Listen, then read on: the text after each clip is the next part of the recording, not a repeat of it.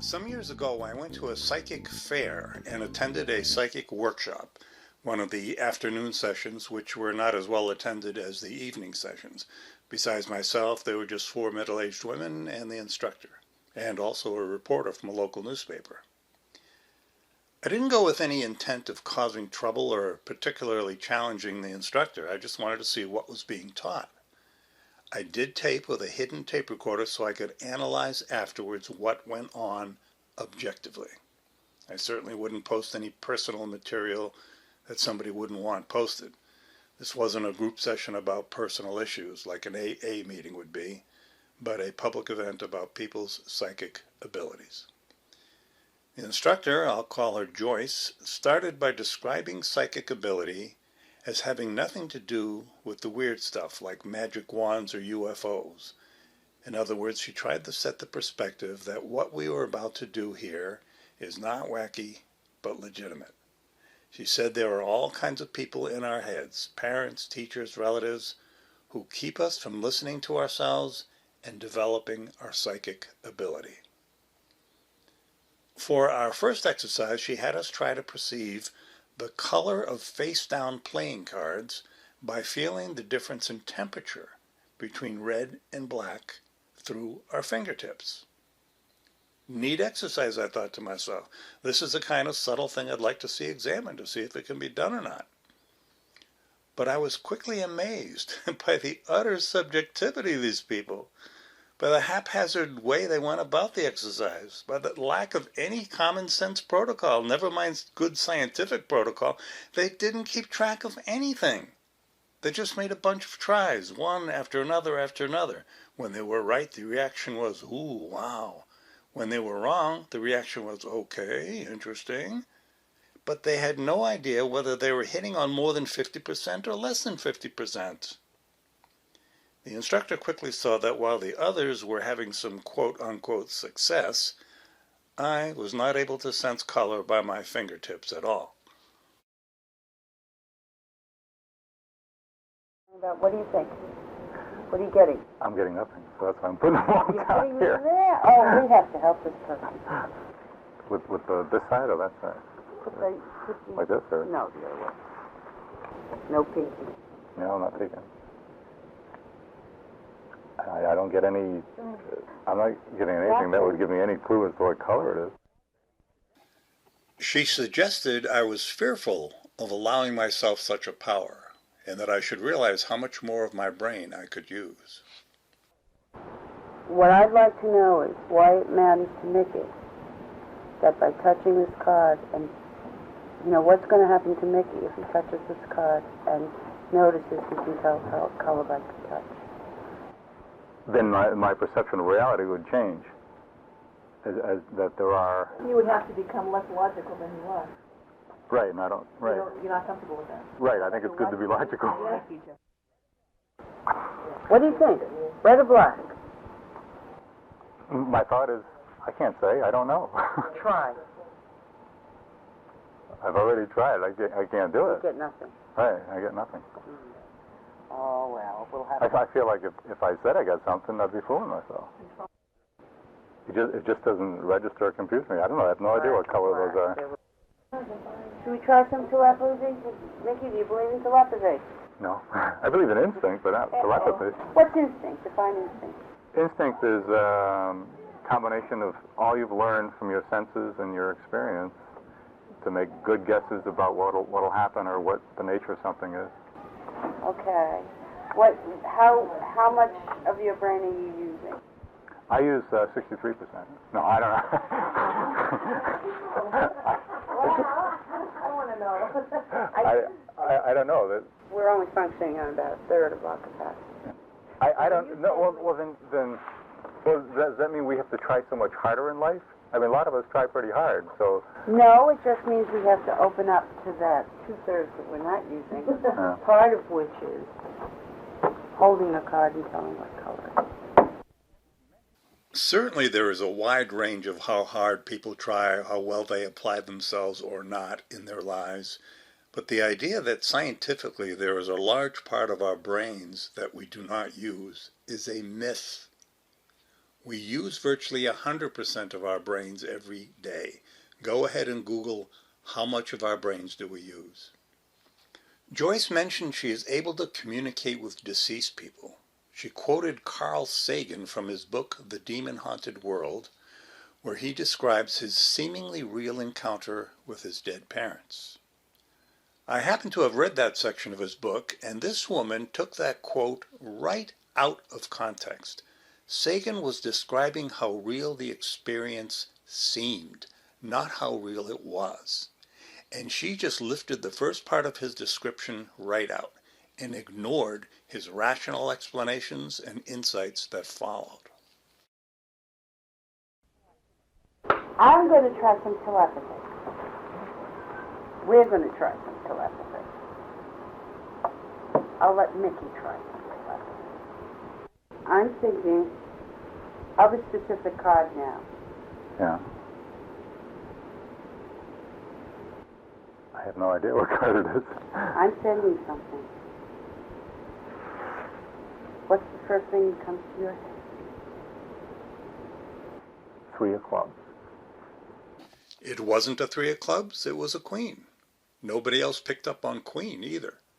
And Joyce's response was to urge us to focus better. You have to get past your thought process. I don't know what that means. It means that you got to open yourself up. Ready? There's a 50-50% chance, because we're only dealing in red and black here, guys. So statistically, you're going to get it right or you're going to get it wrong. But just get past guesswork. I've got the color picture in my mind. Very fast. Black. Black. Black. I'm thinking red. That's interesting. Interesting is a word one could use. Wrong would be a more accurate word. Note how Joyce was focusing on me. I wasn't demanding attention or trying to monopolize the class as she would later accuse me of. I had the same experience many years earlier. I was attending an adult class in Catholicism. Several times the priest would stop and ask if there were any questions, and he would wait for 5 seconds and nobody ever had any questions. So eventually I thought to myself, well, I have some questions, and of course he didn't like my questions or what I had to say. So after the class he says to me that he does not object to my presence in the class as an unbeliever, but I should not monopolize the class, and I should give other people a chance to ask questions also. I was dumbfounded. Nobody else was raising their hand or giving any indication that they wanted to say anything. Same thing here. I didn't initiate anything. I didn't come to challenge or destroy the instructor's intent. At least not at that point in my life. This is way back in the mid-90s. But if I'm invited to say something or if I'm challenged, I have the right to say what I think. What do they expect? They seem to think it's rude of me to be anything other than a credulous believer. Then people were supposed to pick a card that somebody else was projecting mentally, and they proceeded to fail to do so. But one person happened to turn over a queen right after another person did, which was not the exercise. You were supposed to pick the card somebody else was projecting, not turn over a card that matched one that somebody else just turned over. Joyce quickly jumped on this random coincidence as evidence of proper focusing and telepathy. Best I can remember it, nobody claimed to be projecting queen at that time. Just 2 cards in a row, turned over, happened to be queens. Okay, Mr. Rationale Reality, let's focus. Let's focus. That's focus. Oh, that's focus. That's focus. She That- picks a 4, I pick a 4. She picks a queen, I pick a queen. That's focus. That's what happens when you get past all those scientists telling you, well, the odds are... No, but that's... Is that reality? No. That's not reality at all. 2 out of 3. Numbers and cards had been flying all over the place. When a random match came up a second time, as it invariably will after a while, she claims 2 out of 3. What? 2 out of 3. The odds are you can make any kind of combination and pick out whatever Really? pattern you want. The odds are very good you can pick out some sort of pattern. You didn't pick a 7. Nobody picked a 7. Joyce compared this kind of telepathy to radio waves. or vibrations picked up. She suggested that if radios and phones work, there's no reason why telepathy shouldn't work, since our bodies work on electrical or chemical energy. Well, I admit I don't understand electricity at all. Damned if I know how a radio works. It's amazing to me. I don't quarrel with her statements in theory, but okay, let's see it work. Radios work despite my lack of understanding. Where's her evidence that telepathy works? She tells me I have blinders on, that I am stuck in a very narrow description of what reality is. For the card stuff she was doing, I was looking for something statistically valid. You know, being able to pick the color of cards at a significantly higher percent than 50%. But she said the people here are not interested in my statistics. They're interested in working on their abilities. We went back to the red or black card exercise by fingertip feel. This time I want some real concentration. Mickey, you better put a go, because I don't know, unless you can do it. I can't do it. All I can do is guess. What is it? I can't. Red or black? I get nothing beyond. 50-50, red or black? I'm guessing red. All right. It is. So I guessed right. Keep guessing. Let's see what happens when you keep guessing. Well, but it only makes sense to do this if I go through all the cards and then and then number it up. How many did I guess right?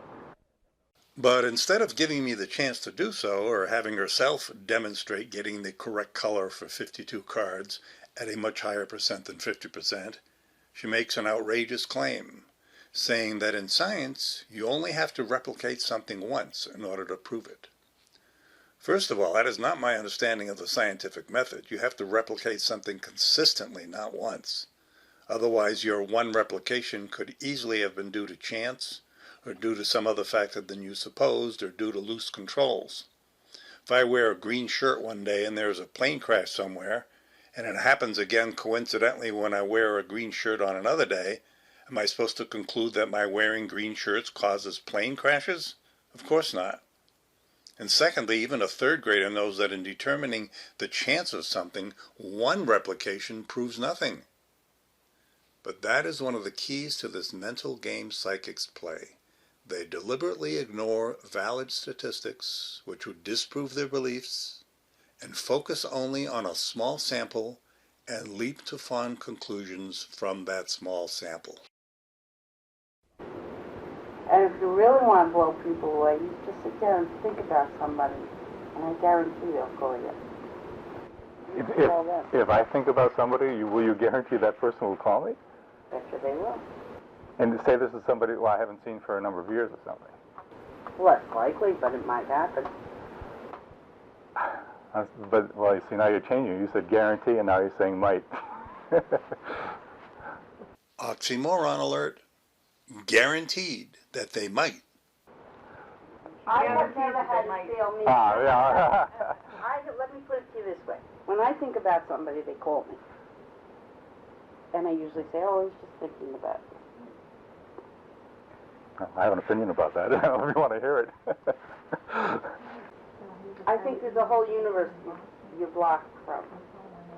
I think people are prone to selective memory. Selective memory? Yeah. When you think about somebody and they call, then you say, aha. But if you think about somebody and they don't call, you forget about it. Pick a card and I pick the same card. Is that selective? That's within chance of... There's all kinds of patterns you could pick out of that. There's obviously nothing we can do that will open you up to the universe. Oh, sure, yeah. Pick a deck of cards here, red and black, and go through the whole deck, and you tell me, and I'll think about it. That's fine, but I can do with some other dime with you. And you won't get more than a rough percentage of 50-50, red and black. Yeah. No. First of all, I'm not obligated to prove anything to him. What he has... But you are. You are. You're obligated to. If you're making claims, the burden of I'm proof... not making any claims. You claim the person would call me. You claim this can be done. Okay, but you're So here. I'm not... You're not. I would say you're all right. You're a class full of people who want to get in touch with their perceptions, and you want to make me look like a fool, which is okay. No, I'll be quiet.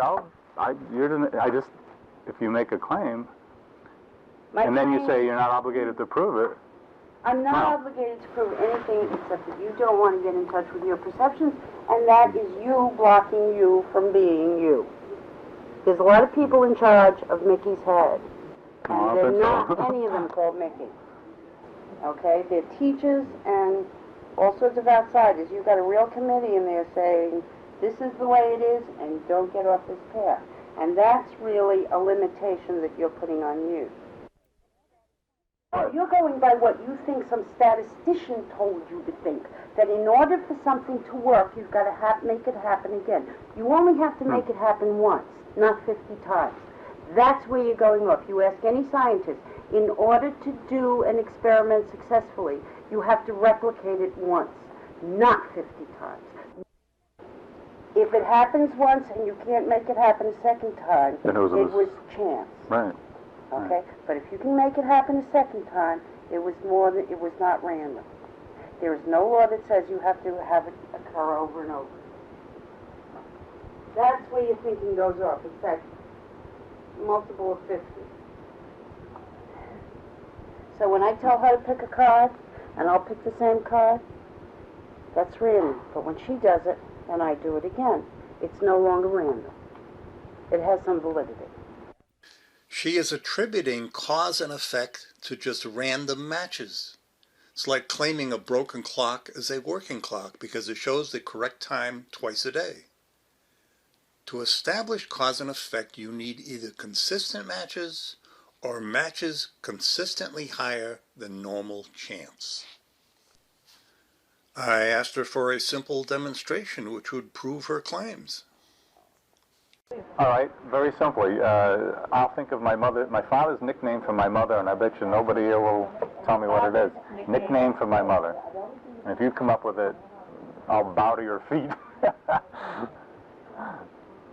I'll think of it right now if you want. Okay. Hi. No. No? Okay, that's all I could come up with. Was there a G in it? No. Oh, no, I had some questions. But it's not all right. You've just proven you can't do it. But if a person claims they can communicate with telepathy, then that's you can easily set up an experiment to prove that. No, you can't. So if I try to project it, it's not going because I don't believe it. It's not going to work. I'm getting the letter N, just sitting here. Yeah. With you. I'm getting the letter N. Okay. Okay. All right. That has to do with the nickname. No. No. No. Okay, that's what I'm getting. So what's her real name? I'm not going to say her real name. Her real name's Edith. N around her. There's no N in Edith. No, I know There's no N. There's no N in the. her maiden name. So you keep going until you get it. She's saying that there's an N around her. I am pleased to report there is no N in her maiden name either. There's an N around her. I mean, you could pick 10 people that were involved in my mother's life. So one of them's going to have an N in it. Okay. So you're playing like a guessing game. I'm not playing a guessing game because I'm not into proving to you. Because there is no proof for you, is there? Sure, there is. If you just did, you just failed to do it. My father's nickname for my mother. She tries to avoid the issue by turning the tables. If I think about it, and you tell me what it is. My father's nickname for my mother. I can't do that. I'm thinking about it. Yeah, well, I don't believe in psychic telepathy, if that aspect of it. So you're blocking her ability to receive. When you send something, you're blocking her ability to receive because you don't believe what you're sending. No. He's going to take that as an excuse. So our discussion ended with opposing viewpoints, but on moderately congenial terms, at least with the ladies. Not so with the instructor. One of the key things I learned from this psychic workshop, these New Age gurus can be nasty. Towards the end of the session, she leaned over to me and whispered in my ear in a pointedly malicious way that I was full of shit. I did not respond in kind. I thought I was polite throughout. After the class, she accused me of hurting her business, being a lout, etc. I just shrugged my shoulders. I could see there was no point in arguing. I got the same thing from the astrologer and the channeler to the dead. If you don't accept these people as guru, If you challenge their beliefs, they get nasty. And that kind of attitude and behavior is, to me, yet another proof of the falseness of their belief systems. If their beliefs were true, they would welcome questions, testing, demonstration. But they don't, other than the most superficial of inquiries in order to give the impression of open-mindedness. Actually, in general, they couldn't care less if you agree with them. But the thing is, when you challenge them on their own turf, their fangs come out. The article the reporter wrote was typically, quote-unquote, balanced. You know, some people believe, some people don't. But I'm pretty sure she was actually on my side. I noticed her smiling after several of my comments. Thanks for watching.